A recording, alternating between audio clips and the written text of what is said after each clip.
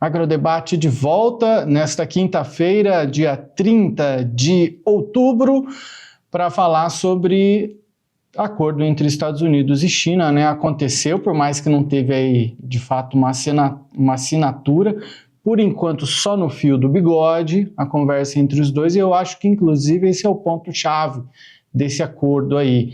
Foi conversado nesse acordo dos dois presidentes que se reuniram aí, o presidente americano e o presidente chinês, na manhã dessa quinta-feira, né? E Donald Trump já afirmou que, inclusive, vem compras, volta à regularização das compras dos Estados Unidos,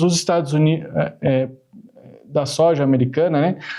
Os Estados Unidos já falou de algo em torno aí de 12 milhões de sacas, 12 milhões de toneladas de soja, 12 milhões de toneladas de soja dos Estados Unidos até agosto de 2026, né, que a China vai comprar esses 12 milhões, mas quando a gente para analisar, né, anteriormente, parece que está um número muito parecido com o que já era negociado, não tem nada além do que já acontecia antes das tarifas. E aí eu quero convidar então o seu Bianco e a Daiane para voltarem por aqui, porque, meus amigos, o Trump falou algo de quase tudo, né? Um acordo sobre quase tudo, mas os principais pontos-chave eu acho que eram esses, né? Soja, terras raras, tarifas, as tarifas, inclusive, aí uma redução de 10%, de 57% para 47%, as tarifas, né, gerais sobre produtos chineses que entram nos Estados Unidos, exportação de terras raras, soja, a compra aí desses 12 milhões de toneladas de soja, o que parece que volta ao normal.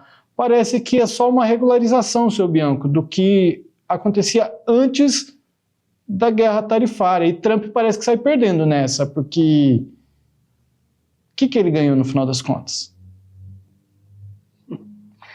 Eu acho que ele está ganhando muita crítica e pouco resultado. Vamos recapitular. O que acontecia no mercado internacional lá no Natal do ano passado? A China fabricando bastante produto, e com isso as pessoas da China trabalhando e ganhando um dinheiro, eles precisavam o quê? Comprar soja brasileira, comprar soja dos norte-americanos, para quê? Para alimentar seus animais e assim dar o ciclo alimentar.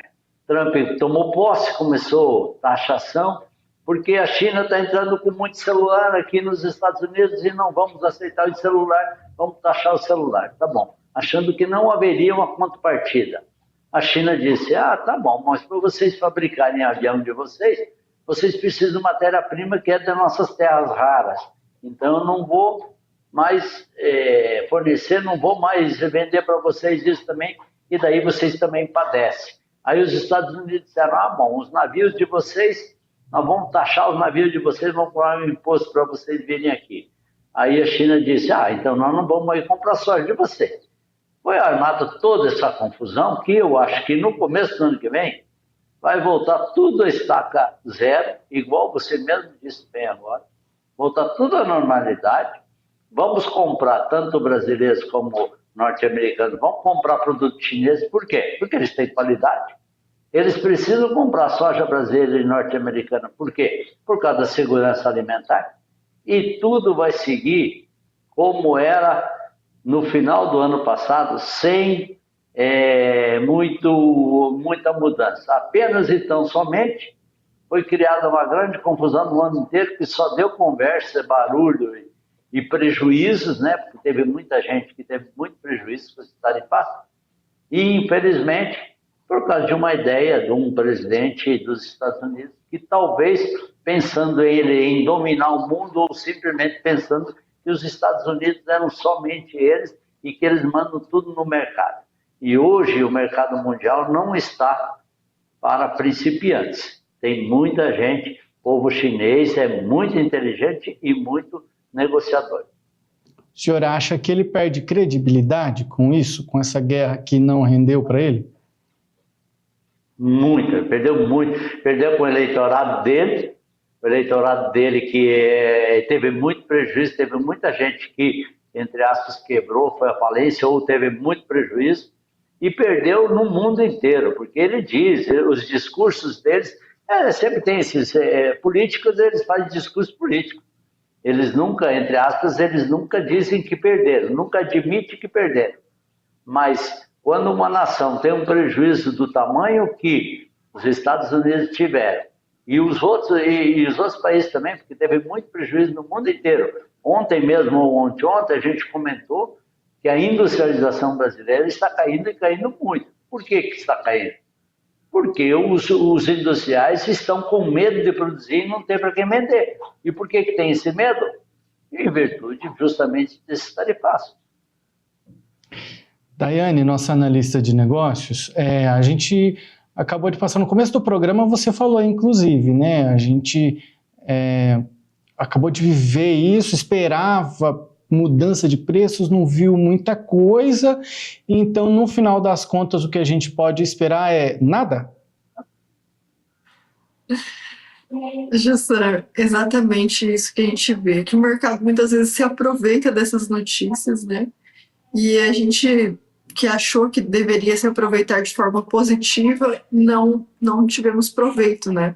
Muito pelo contrário, agora eles podem usar o acordo ainda para dizer, não, mas agora eles estão comprando a soja dos Estados Unidos, então vai sobrar a soja brasileira.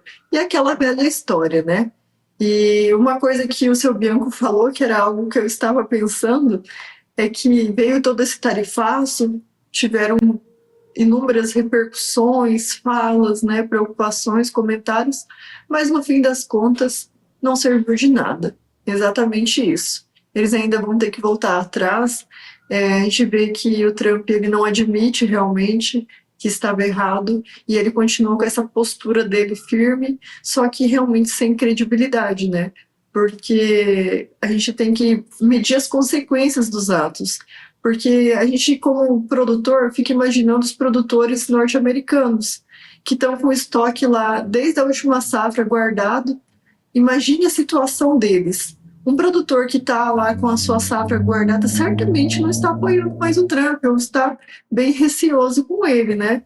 Porque, afinal de contas, quando falta dinheiro no bolso, a gente tem que achar uma forma de se virar, né, Jussan?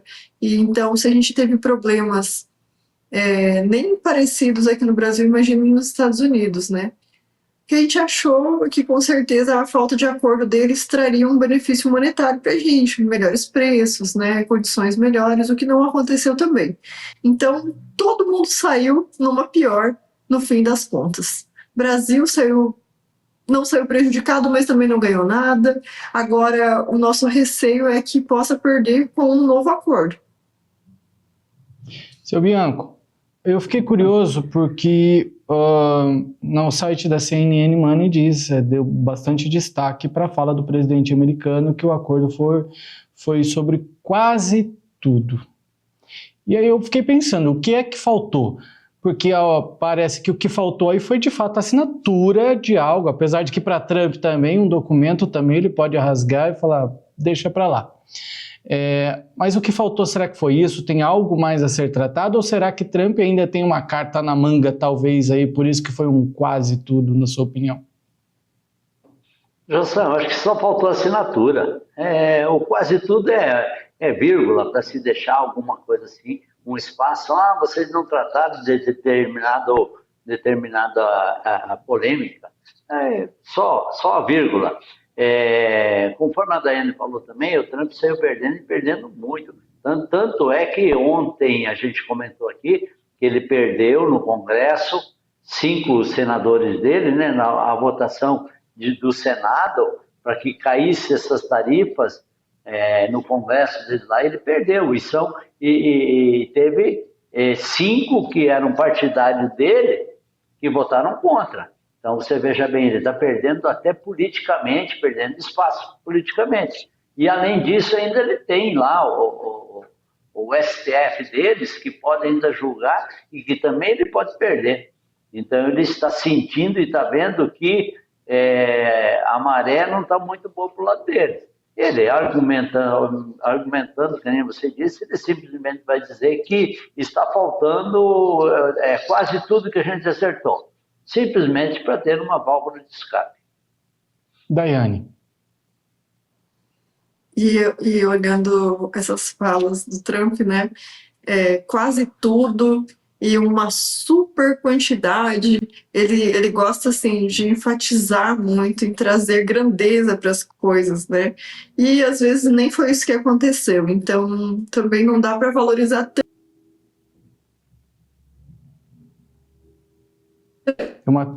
De soja, principalmente, né, a gente não sabe se vai aumentar a quantidade ou não, eu acredito que não, porque a quantidade vai ser praticamente a mesma, pelo que a gente ouviu falar, mas as falas dele é sempre engrandecendo, enaltecendo as coisas, né? Então ele quer que tenha uma repercussão como das outras vezes teve, né? Afinal de contas, ele é um líder mundial e as falas dele acabam repercutindo em certas condições. Aqui no Brasil, se ele chega a falar que vai vender uma grande quantidade de soja, aumentar a quantidade de soja, o que pode acontecer para a gente é diminuir o valor da nossa soja, né? Então, a gente tem que ficar também um pouco atento com essas falas dele, que nem sempre ele dá uma valorizada sempre, né? Essa questão das terras raras, eu achei interessante que até o seu Bianco mencionou, e eu fui até verificar o que é. São terras que possuem os 17 elementos, né? Elas são utilizadas na fabricação de superímãs, de equipamento eletrônico e até equipamentos de defesa, né? Como armamentos.